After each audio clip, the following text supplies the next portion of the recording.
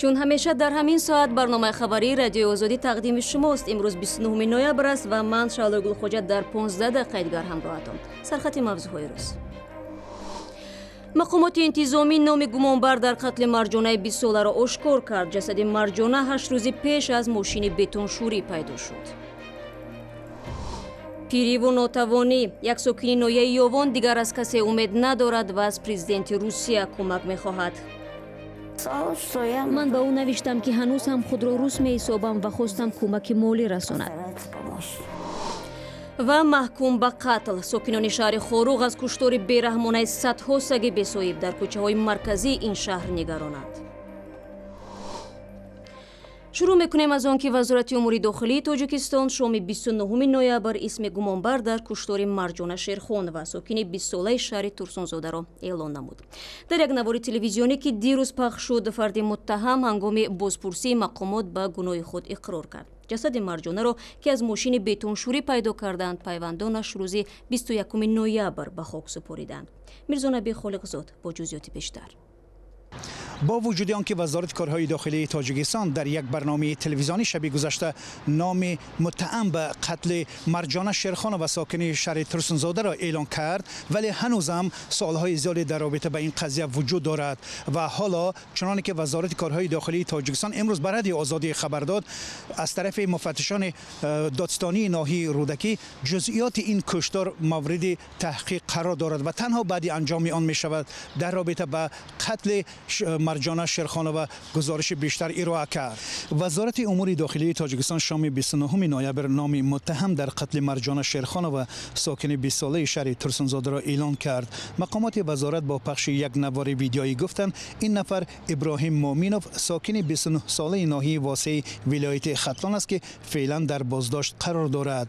جسد مرجانه شرخوnovا ساکن شهر ترسونزاده روز 21 نوامبر از داخل یک ماشین بتونشوری در نزدیکی بازار بلخ ناحیه رودکی پیدا شد.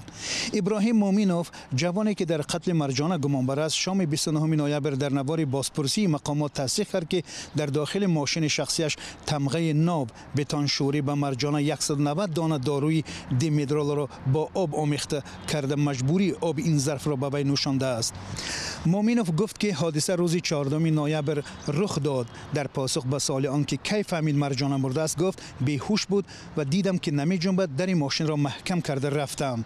در این نوار ویدئویی از این بیشتر جزئیات داده نشد. از این پیشتر وزارت امور داخلی تاجیکستان روز 25 نوامبر رسما از بازداشت گمانبر در کشتار مرجانه شرخوnovا خبر داده، اما آن زمان نام و نسب جوان گمانبر را اعلان نکرد. مرجانه دانشجوی سال سوم کالج تکنیکی و تکنولوژی تشکیلات مددگار مدافع تاجیکستان بود. مادرش شیرینگل مالیکووا گفت بار آخر مرجانه را روز 13 نوامبر دیده بودند. مرد زنده مرده دختر من یافته در تلفن میکنه سنی هم کورسش معلمش میگه که دکمیتاش بیاره او را خارج کنیم. شیرینگل مالیکووا گفت دخترش همان روز با خرسندی از خانه برآمده برای گرفتن جایزه‌ای که از یک سبقت تیرپرانی به دست آورده بود به کالج رفت. مرجانه یکی از 5 دختر خانواده بود. میرزا خالقزاد، شادمانیتیم، رادیو آزادی دوشنبه. روز چهارشنبه در دادگاه شهر نیویورک یک تاجر ایرانی اصلی ترک اعتراف کرد که سال 2012 به وزیر اقتصادی ترکیه 50 میلیون دلار پاره داده است. این پاره به خاطر آن بود که در یک برنامه پنهانی فرار 1 میلیارد دلار ایران از تحریم‌های آمریکا کمک رساند. دیروز رضا زرو به حیث شاهد در محکمه کورشریکش محمد حکم اتیلا سخنرانی کرد.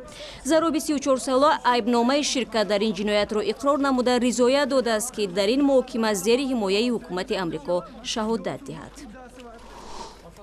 برمیگردیم به تاجیکستان. یک پیرزن در تاجیکستان بنابر آسیب پای به قول خودش چند سال باز در حبس خانگی قرار دارد.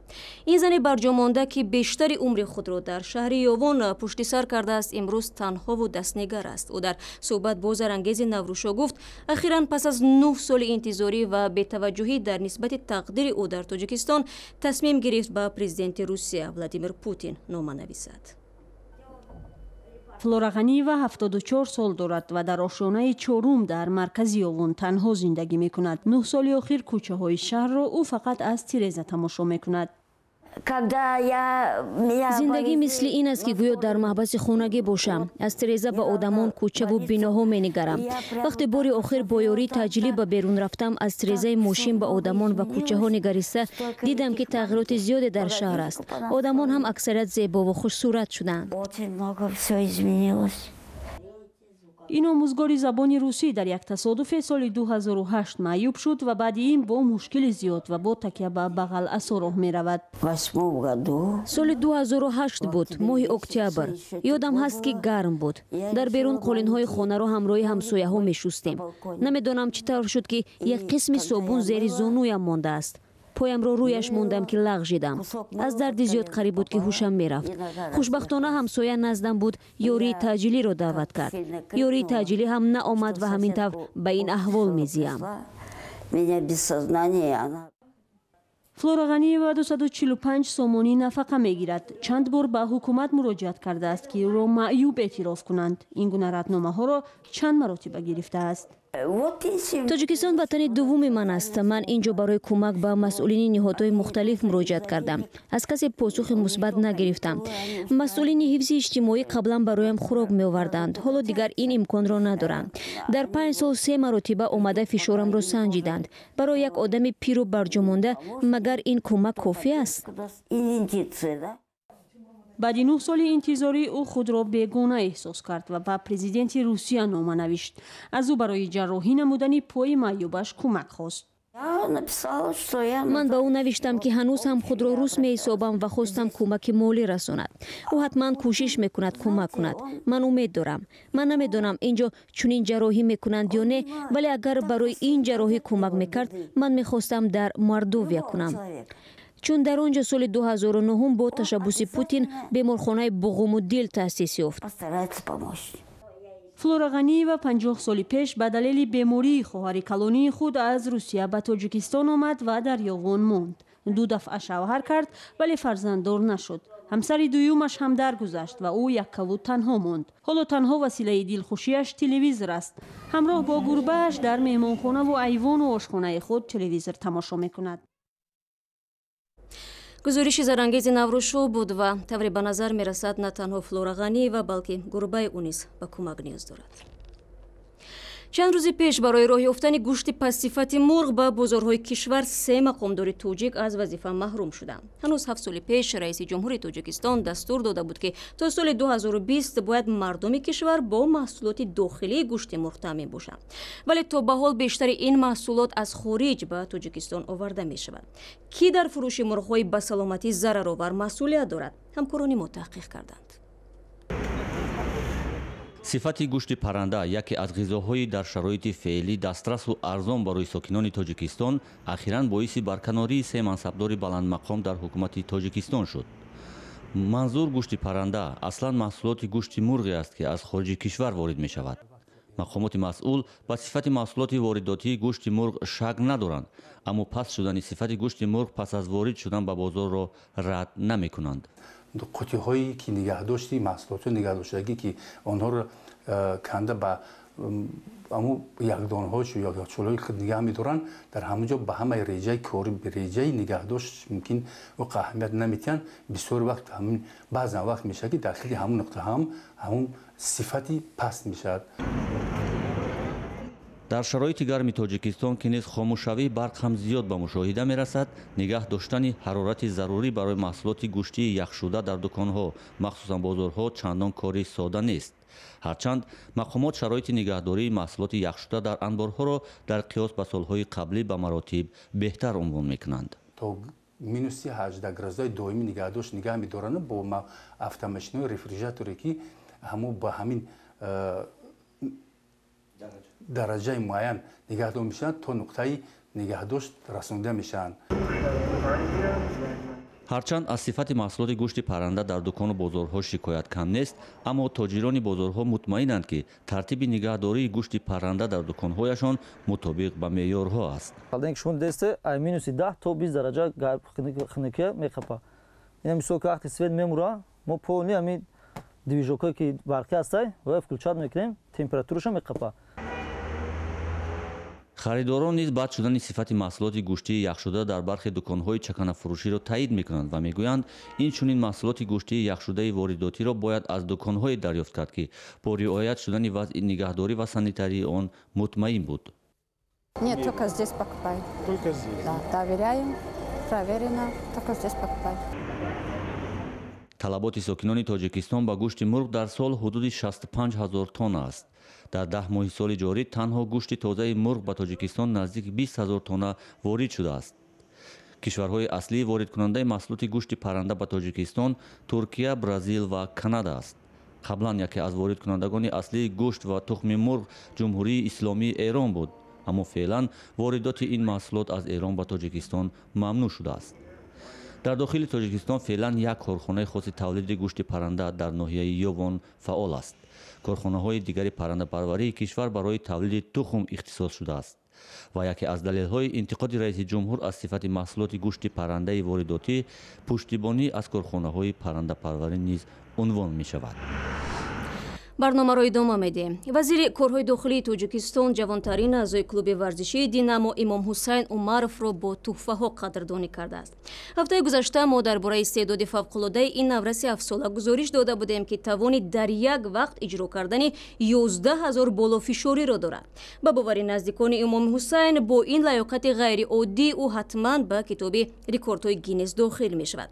албатта ҳанӯз маълум нест ки имом ҳусайн боз ба фатҳи кадом қуллаҳо қодир аст, аммо вазири корҳои дохилии тоҷикистон аллакай дар симои ин наврас варзишгари ояндадорро кашф намудааст. дар шаҳри хоруғи вилояти мухтори бадахшон дар як соли ахир садҳо сагҳои бесоҳибро нобуд карданд. мақомоти шаҳрдорӣ аз зиёд шудани сагҳои дайду дар кӯчаҳо нигаронанд ва мо сокинон аз шеваи ҳал кардани ин масъала нороҳатанд. гузориши навбатии мо дар ҳамин бора аст, аммо мутаваҷҷеҳ бошед дар он саҳнаҳои хушунат ҷой дорад. در شهر خوروغ مرکز ولایت بدخشان سگ‌ها را زهر داده می‌کشند. منظره حزن‌آور جان کندن سگ‌ها را تقریباً در هر یک کوچه دیدن ممکن است. ساکنان می‌گویند که اداره‌های دولتی به این عمل دست زدند. آنها مجبورند پاییده ایستند که سگ‌های خانگیشان را نیز زهر ندهند. این نورسان به ما گفتند که کارمندان دولتی هر روز در محل زیست آنها می‌گردند و به سگ‌های دوچار آمده حسیبچه‌های می‌دهند که با زهر آلوده شده است. شهر خوروغ در حقیقت از سگ‌های دایدو پر است و این وضع شهرداری را نگران کرده است. به رادیوی آزادی در اداره کمونالی شهر خوروغ گفتند که همین سال در حدود شهر 300 سگ نابود کرده شد. وقتهای پیش از طرف آدمان مخصوصی که با ملتق مثل سگا رو میپروندن نابود میکردن. باز خیلی گفتیم که پس از همه و سال 2012 دو تا ملتق در کارخانه در موازنه کارخانه موجود بود. از طرف حفظ حقوق کارکنان حفظ حقوق ملتق‌ها گرفته شده. باز در کارخانه ما در وجود ندارد.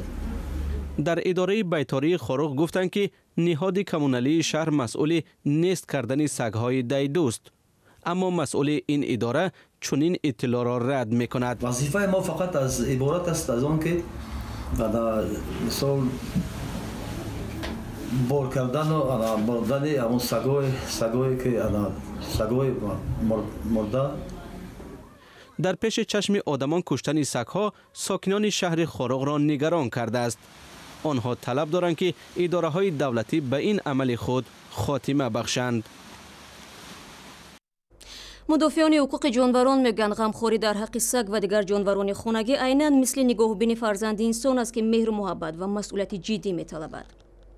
و دادگاه نویای اسماعیلی سامانی شهر دوشنبه دو ساکین کشور را برای تلاش فریب مسئولان سفارت آمریکا در تاجیکستان مجازات کرده است. مقامات دادگاه گفتند که شادیار نورقولов و ماهیره رحیمова سال گذشته برای آسان به دست آوردن ویزای آمریکا از مهرهای قلبکی استفاده بردند. بنا به قرار دادگاه این دو نفر در مجموع به پرداخت 30,000 سومانی جریمه موظف شده از بازداشت رها گردیدند. با این خبر برنامه امروز را انجام میدیم، اما تنها برای 24 ساعت. تا اون لحظه شما میتوانید به سامانه ما www.azadi.org وارد شوید. تا برنامه فردا، خدا نگهدار شما.